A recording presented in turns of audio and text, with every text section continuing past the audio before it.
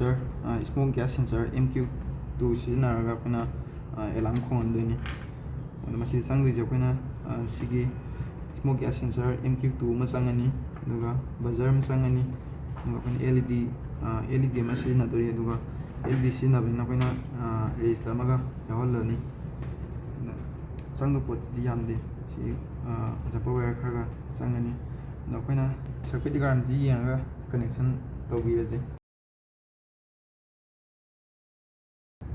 connection tawbuje sigi gas sensor je hana connect maja connection tawbirani gas sensor gi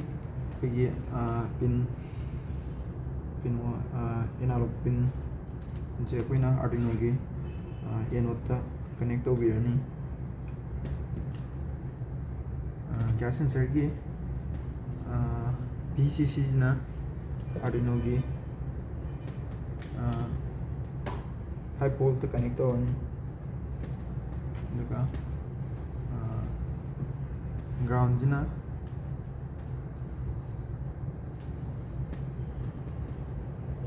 Arduino gi ground da connect tawbirani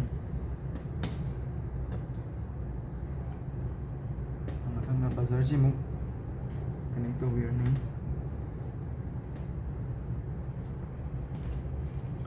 buzzer ki positive sina koi Arduino gi digital pin 4 da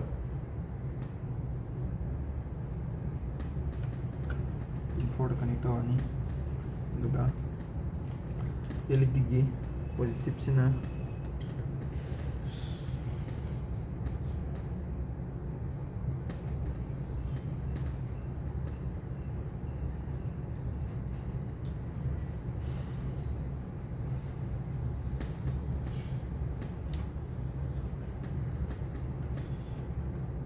LED की positive sina koina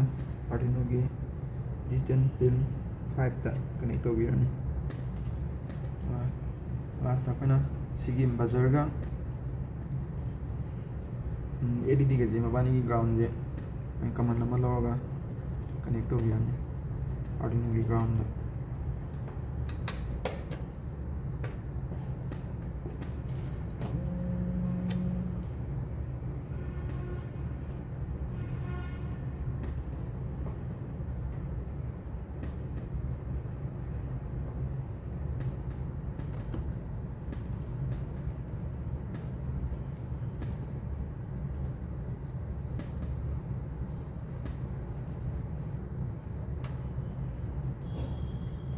je loire program je upload tawje duga kamaina smoke sensor je alarm khongan le habji yengaje connection loire ga hajik program mu upload tawarni koina program je upload tawding da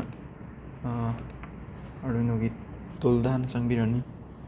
tool da sanga Arduino Uno board je select tawarni duga sigi port sida muk changa port number je mu select tawbirani aduga hamada compile hana tawrani compile tawraga amuk upload amuk tawrani